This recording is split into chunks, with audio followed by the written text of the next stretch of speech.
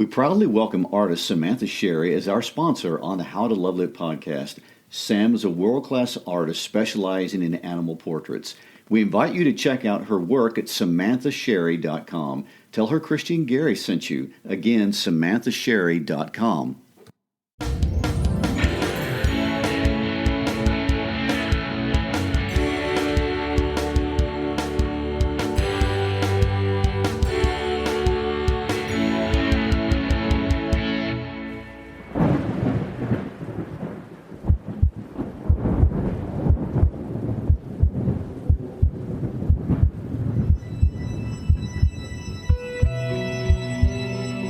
I'm Christy Shriver.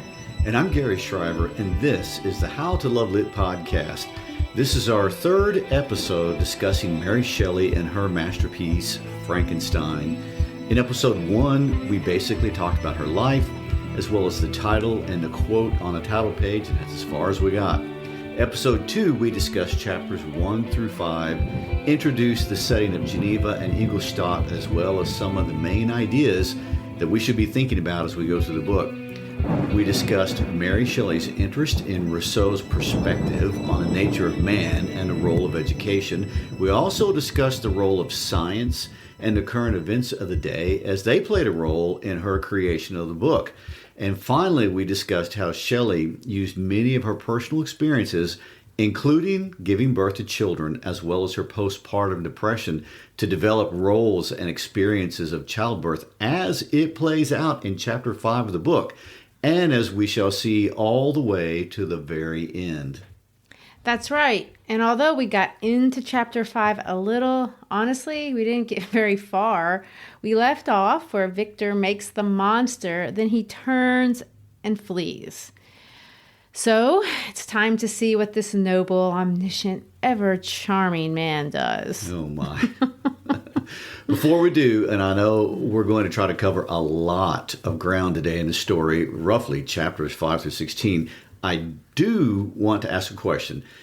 I mean, isn't it strange that Shelley, a feminist, has made both her main character and the monster men? I mean, are we supposed to make something out of that? Well, there seems to be no way to run away from gender politics in a book about birth, I guess. And I will definitely not claim to be an expert in this field. There is literally 200 years of discussion basically asking that question. But like everything else in this book, this is an answer that's quite layered. And I guess the best way to kind of discuss it is to lay out the layers.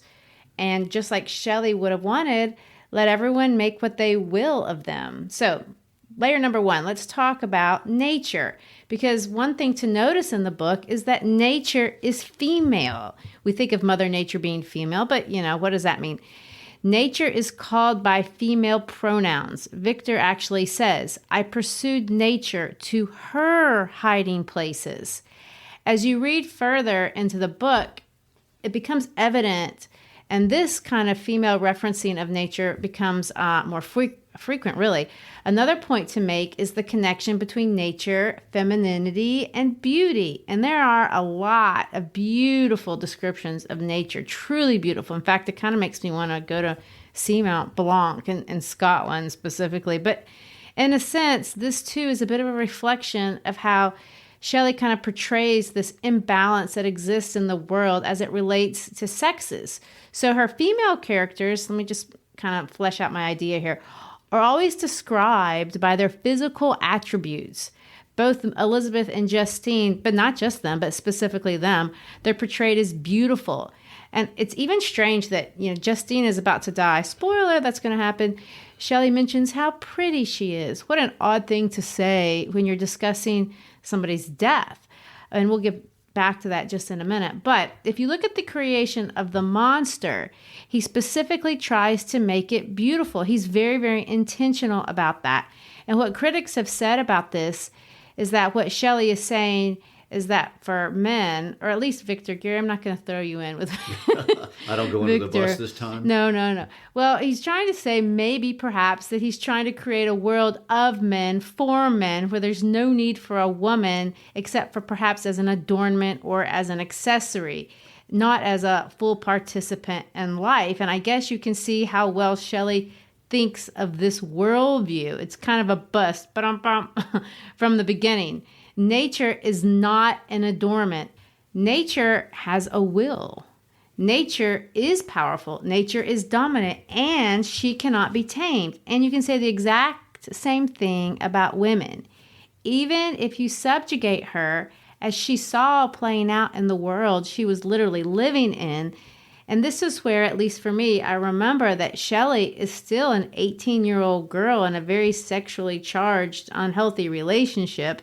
In her own life, she's been viewed very much like this, but where she is also bearing a lot of responsibility. I mean, she's the one that's been pregnant 3 times. She's bearing responsibility physically and emotionally. And in terms of the world, it's holding her accountable for these children. This is a woman who cannot even publish the book that she's writing under her own name. And even though her father and husband are liberal by the standards of their day, what she saw everywhere is what she portrays in these books, or in this book. And she sees women kind of being silenced all the way to the grave. No, there's little doubt that she felt this way. I mean, of course we don't know, but how could it not bother her that she had to publish her book as if she were a man? She got Percy to write the intro, and of course many women were doing that during this time period. And remember, it was in that same time period, once a woman married, she was legally the property of her husband. And let me just add, Switzerland, although we think of it really as a progressive country, and it is, has not exactly been a leader in women's rights. Switzerland was the last democracy to give women the right to vote in 1971. Wow. In fact, the only other 2 European countries that followed Switzerland are Moldova and Liechtenstein, interestingly enough. They did not pass an equal rights amendment making women equal in marriage until 1985. So these are things that Mary Shelley would have been particularly interested in. In her day, a woman could not testify in court. She could not vote. It was commonly believed women did not have the biological capability to have rational thought. So just my impression is she's not acting angry, although she probably is. She's making observations and perhaps laying out logical arguments to the natural consequences to what she perceives as a perverse arrangement between the sexes. I think so. And I think there's more to say. And there is room to think about this for a long time. Mary has observed this patriarchal society where men are given education, power, responsibility, and women are considered playthings, adornments, and get these tedious tasks for caring for men and children that maybe they want and maybe they don't. And I think what she wants to say is, this sucks, but it doesn't just suck for women, it sucks for men too, this type of societal construction that's imbalanced. So there's a lot of critics that will even take it farther to say that Shelley claims to be making the case that men are afraid. But definitely, Mary has observed a patriarchal society where men are given education, power, responsibility. Women are considered playthings, adornments, plus they're getting saddled for taking tedious tasks that perhaps they don't want. And maybe she doesn't think this is all that awesome, not just for women, but for men too. This type of societal construction really kind of is imbalanced. And perhaps it's fraught with danger and leads to unhappiness for everyone. Frankenstein here has transgressed against the feminine principle inherent in nature of creating life. Never mind the theological one that God ordained women to have the power of life. So in violating these kind of things, are there consequences? Well, that was the short version. I'm glad I didn't ask for the long one. I know. Well, let's talk about the story. So Frankenstein has run away. He's out and about, and he runs into a childhood friend, coincidentally, Henry Clerval. Such a coincidence. He shows up just at this perfect time. Now, we've kind of met this character briefly before. He is from Geneva. They grew up together. He's kind of a foil to Victor in a lot of ways. But basically, Clerval is everything good. He's a really idealized character. You don't see anything negative about him ever. In some ways, here, his purpose in life, how fortunate for Victor, is to take care of Victor. And he seems to enjoy doing this. Frankenstein immediately loses all thoughts of the monster, except when he takes Clerval to his house and hopes to find the monster gone. And Clerval spends his time pretty much waiting hand and foot on Frankenstein, what ends up being months on end, but he doesn't complain. He actually has a lot of joy in doing it. It's his purpose. Seems that that's what Victor demands of everybody. It's a pattern. Yes. I do want to point out that as close as Victor claims to be to Clerval, he has never even tempted to tell Henry what he's been up to. He says this: I have lately been so deeply engaged in one occupation that I've not allowed myself sufficient rest, as you see. But I sincerely hope, that all these employments are now at an end and I am at length free. I kind of feel like I would have asked, and I know what have you been up to? I know it's taking it back to feminism for a moment, and we need to go on. But it's kind of funny, the description that there's a lot to comment here. He jumps up and down like a crazy person when the monster isn't in the house, and he can just pretend that it never happened. He just wishes it away. But obviously, everybody knows you can't just wish away the existence of another person. But as many women also know, the emotional impact of a birth can create emotions that are real, hormonal, biological, that are kind of negative at this time, depression-like, and you do want the baby to go away. Shelley knows this. She's had these experiences, and she's expressing it. And I think it's worth mentioning one more thing. I really should have said this when you first answered me the question about why Frankenstein is a man instead of a woman, because there's a line of thought on this. Shelley experienced, we all know, postpartum depression, and describes it, even though she had no way of knowing at the time that was even a thing. She also watched Percy struggle with depression in his own way, in his own right. So there's a lot of people that think, and they're probably not wrong, it's a good idea to say that Mary made Frankenstein a man because she's kind of developing over the course of the book this picture or a portrait of what depression kind of looks like, not just for women, but for anyone. And if the character had been a woman, the average reader of their day, particularly a male reader, would have said, well, that's just what women do. That's because she's a woman. Women have melancholy. Women are dramatic. And so kind of to take that element out of the equation, she neutralizes that entire discussion and making Victor a man. So it's a theory. I think it's a good one. And it's just one more layer to kind of throw out there.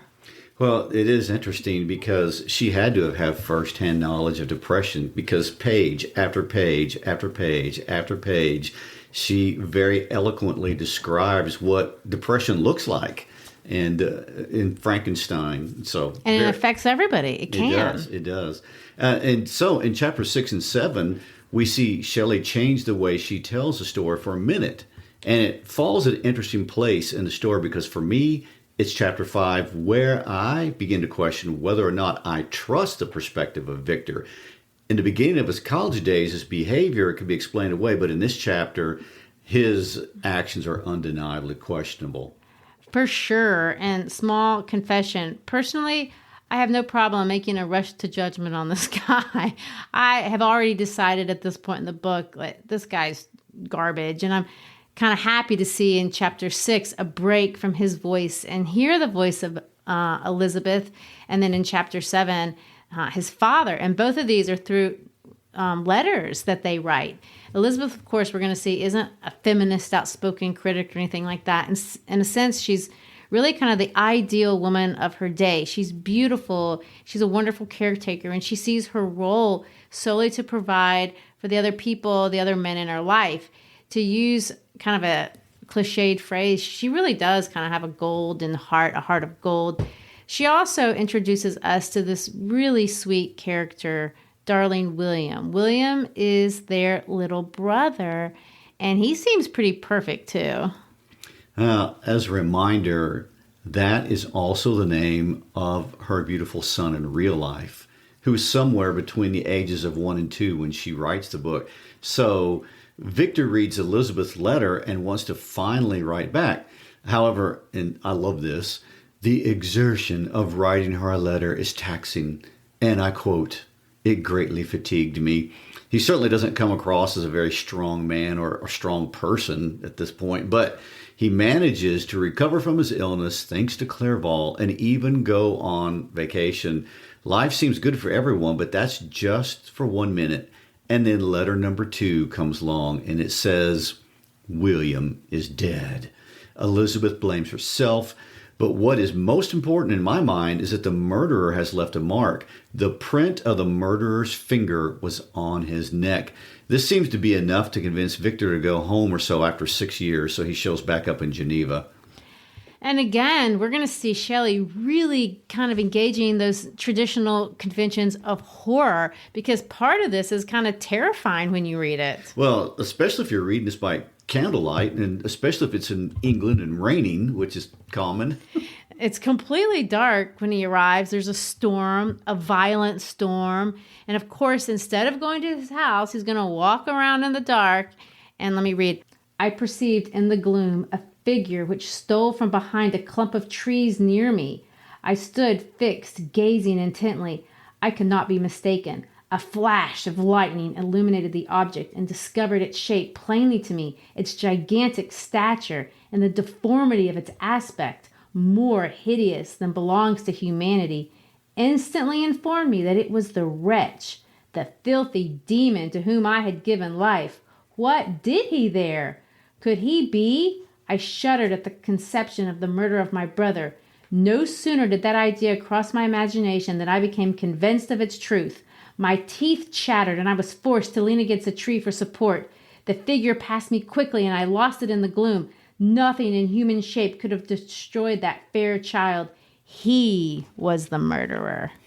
So he knows. He knows. And with that knowledge, at 5 a.m., he goes home. And what he does after this does not speak well of his character. Of course, you won't be surprised. Nope. He watches Elizabeth blame herself for the murder, and he watches the community not just blame Justine, but literally accuse her, try her, and convict her of the murder of William. And remember, during this time period, in real life, women cannot testify in court. The responsibility would fall on a male relative to rise up and defend them, but he does not, or at least does not do it very well. There seems to be a suggestion that he may have said something to the judges, but we don't know what it was. True, and in these passages, we truly see some of Shelley's most beautiful turns of phrases. She does allow Elizabeth to give a really beautiful speech. In fact, both of the girls are allowed to speak publicly here, and Shelley gives them some very eloquent lines. However, there's no speech by Victor.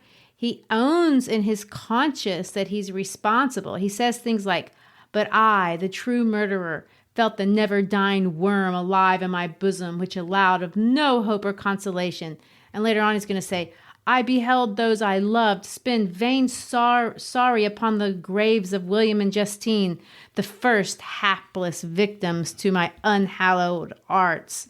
But nothing would even tempt him. I mean, we don't even see him thinking about exposing his secret, admitting to what he did, taking responsibility, maybe something that could have saved the life of someone. Maybe he didn't love Justine, but the people that he said he loved her. It's also arguable that William and Justine really are not the first victims of his unhallowed art. I would think that would actually be the monster. And I think that's an important point the story is trying to make. So, of course, we see in chapter 9 that guilt, the power of the secret and whatever other emotion is going on, affects Victor's psyche in a pretty severe way, more than anybody else. And so Victor does what Victor does. He runs away, this time into the beautiful valley of Chamonix at the base of Mont Blanc. And then he ascends up the mountain, which is actually the tallest mountain in the entire Alps mountain range, which Frankenstein later goes in great detail to describe. Besides it being the tallest, by the way, it's also considered the deadliest. Mount Montevert, the party climbs, is actually part of the Mer du Glace, which is the longest and largest glacier in France. So what he does here is no small feat. And this is where we finally get to the point in the book we've been waiting for 5 chapters. A meeting between the creator and the creature, man and monster. So if you want to look at it that way, I do want to mention that you have to really give Frankenstein a lot of credit for being able to pull off this incredible feat of strength given his long periods of illness. Well, this may be a good time to point out that it is a romantic novel, which means you don't have to think of it in terms of reality. In fact, you really actually need to suspend reality. And if you haven't noticed it, we actually already have since chapter 5. We all know that you can't galvanize a monster into life. It's just not possible.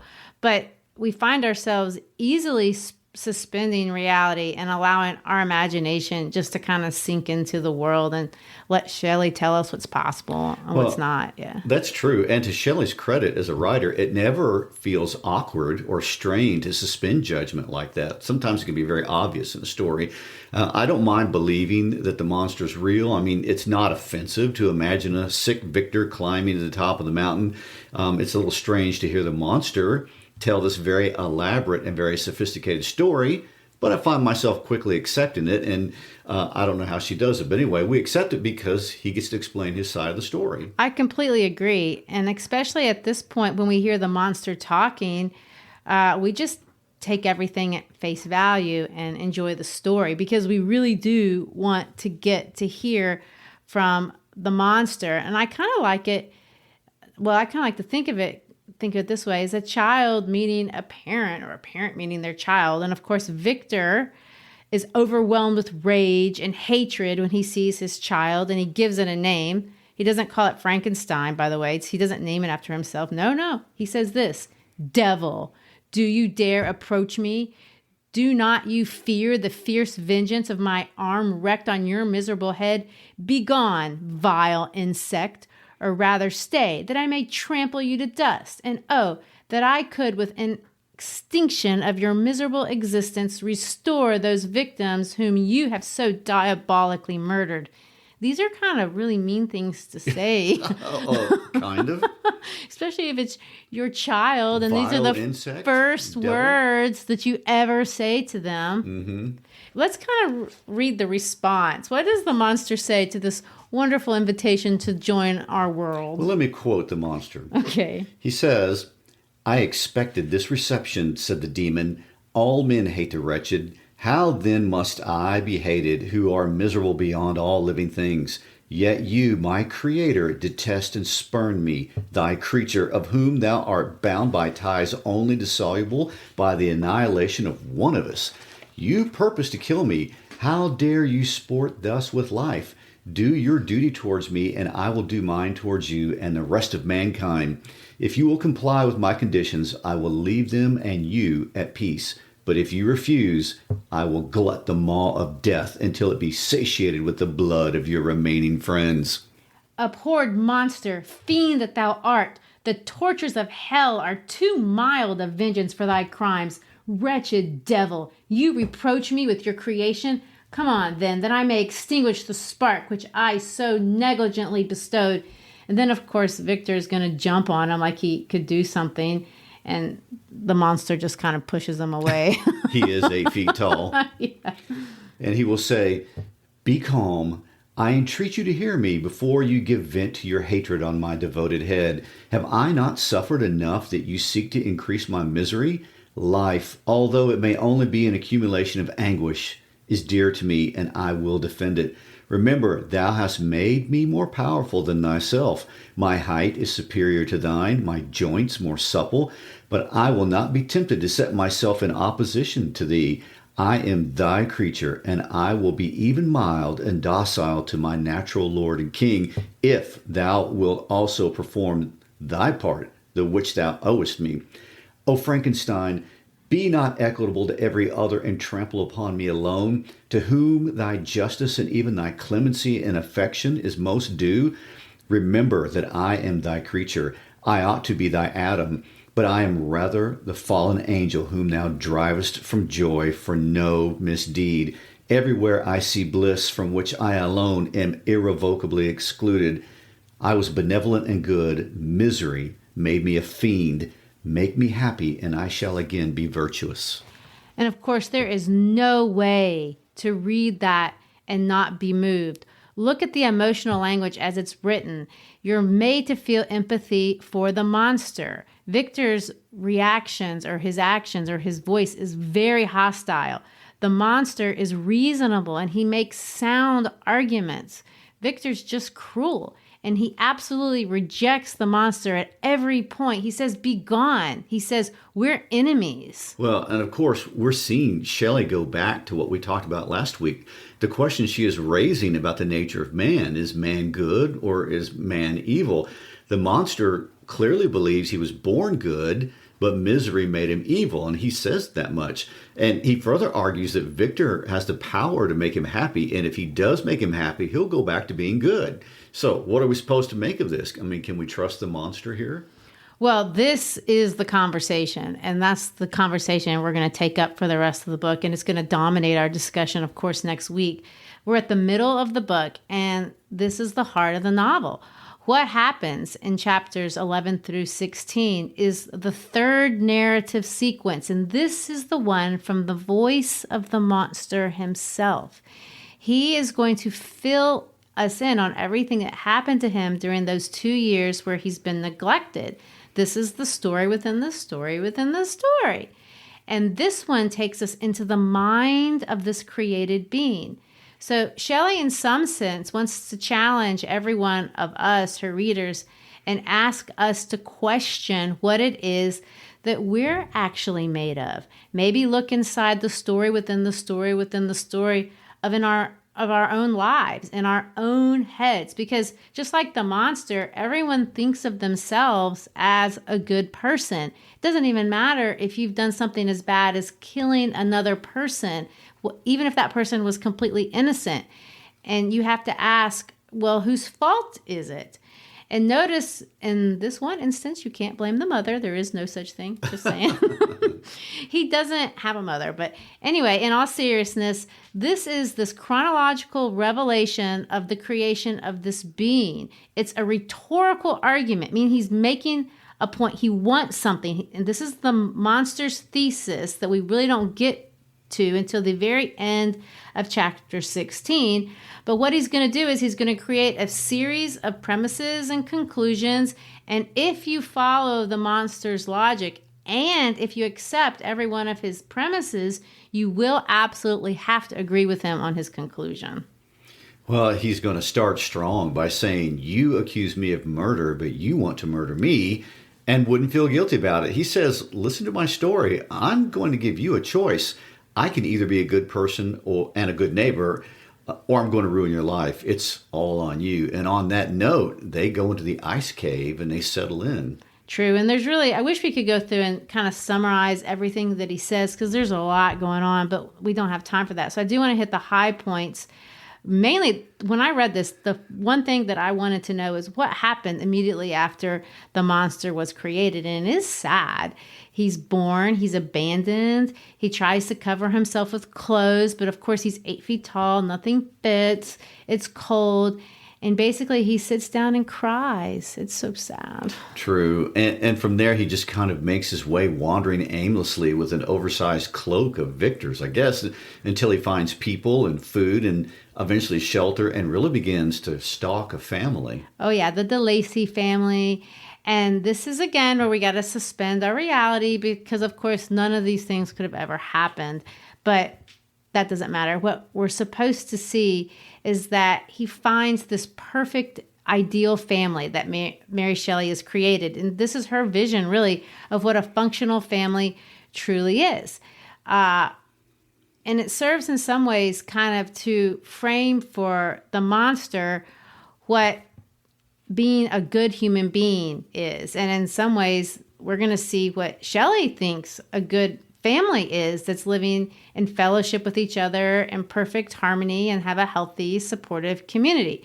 So, Gary, what is it that the monster takes away from these experiences? Who is the DeLacy family? Well, I think it's very interesting, first of all, that Mary Shelley sets them up as the family she doesn't have. Yeah, the perfect one. Yes. Well, I mean, it's previously a wealthy family whose son, through a series of horrible choices, gets all of them kicked out of their home country and with no money. And he did it for the love of a woman who at first was taken away from him. So the family is at first a very sad family, but it's clear to the monster that they are indeed a connected entity. They have loyalty, companionship, and they have love towards each other. And in spite of everything bad that has happened, and they don't kick Felix out, even though he's responsible for the whole mess. True. And it's kind of watching them day after day that the monster really learns to value and practice even goodness. And he learns what goodness is kind of by watching them. We see him at first stealing from them, but then he quits that. He's going to watch Felix and Agatha take care of each other. They're going to take care of their father. He watches them go from sad to happy with Safie. The long lost love shows up and they have this reunion. So he goes as far as even giving them stuff, providing for them, because he considers himself a family member, even though he's not really. Right. He's watching from a secret Yes. space. And again, Mary Shelley draws from her own experience in exile when she was sent away to live with a family that loved each other. I mean, she knew how it felt to observe a group of people that cared for each other and yet not be one of them. Although she doesn't get the treatment the monster does upon his revelation. No, I'd say she doesn't. The monster is going to really observe love and feel sympathy for this family, which is an important thing to realize when you think about what he's getting ready to do. He becomes human, maybe. We also see him self-educate. And let me say this. The monster could have benefited from a podcast series, but he had some catch up to do. But by watching them, he learns to speak and he learns to read. Then he finds some books and he reads these great classics of Western literature. Volney's Ruins of Empire, Plutarch's Lives, Johann Wolfgang von Goethe's Sorrows of Werther. But the most important one, and the one that I think matters the most to the story, is he reads Paradise Lost by John Milton, which, of course, is one of the most influential books in the Western canon. And because of that, we got to kind of park here just for a second. Everyone who is just even mildly educated in those days was extremely familiar with this text. And so clearly Shelley is too.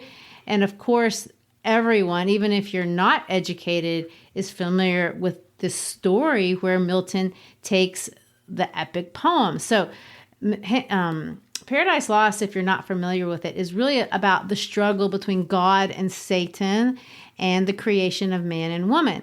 And there's a lot that you can say about it. I mean, there's entire courses built around just that story or that poem. But what we care about and want to talk about is what the monster got out of it. So the monster gets this theological education, and he understands that God created Adam and Eve, and he put them in the Garden of Eden. And he understands that God takes responsibility and provides for the beings that he has created. He provides everything they need physically and everything they need emotionally. So he can relate. The monster compares God to Victor, and he's going to say, just like God created Adam, you created me. Except God took care of Adam. God talked with Adam, but I'm alone. God provided for Adam. You neglected me. And then he's going to say this. God made a companion for Adam. Where is mine? Now, that all makes sense.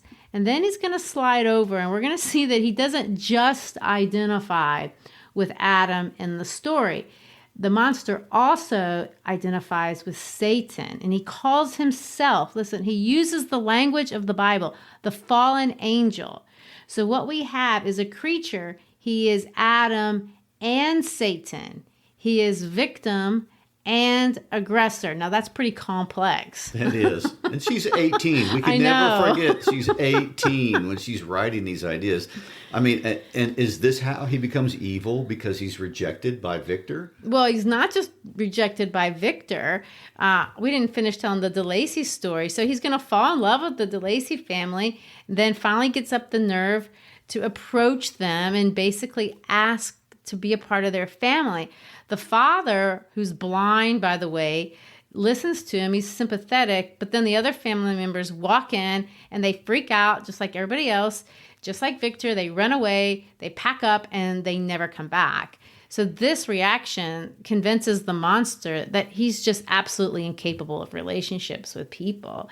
And so he really makes a decision, a conscious decision, and he turns. And the language here is really provocative. He says this, I too can create desolation. My enemy is not invulnerable. This death will carry despair to him. This, of course, is similar to Satan's plan against God. So we're supposed to see that there's a parallel here. Satan in Paradise Lost or in the biblical text doesn't go after God himself for revenge. Instead, Satan goes after what God loves, which is us. So in Paradise Lost, Satan actually says, to waste his whole creation, this would surpass common revenge and interrupt his joy in our confusion. And just like Satan, the creature is going to say, I am malicious because I am miserable. Now, I think the reader can sympathize with this, but then he says this, if I cannot inspire love, I will cause fear, and chiefly toward you, my archenemy, because my creator, do I swear inexhaustible hatred. So there's a claim of innocence here. And so everything I do, I'm going to be innocent of, no matter how evil it is. And we're asked as readers, is this an acceptable justification? If you accept, and I assume you can, that it's entirely Victor's fault for everything that the monster has experienced, so does this make it okay for the monster to respond like he does? Well, that's a great question. And you can respond in any way you want. You make any choice you want in this situation, but the choice that you make says something about who you are as a person. And this is true for the monster as well. I mean, of course, there's also this way to look at it. The monster is 2 years old, literally. If you want to apply Erickson's developmental theory, acting out in rage is what a 2-year-old does when they don't get what they want. And it's not out of the ordinary. As a matter of fact, it's very ordinary. And we've seen it demonstrated, and we call it the terrible twos. The difference is when you're 2, a parent can pick you up while you flail your arms and legs, and your rage is safe.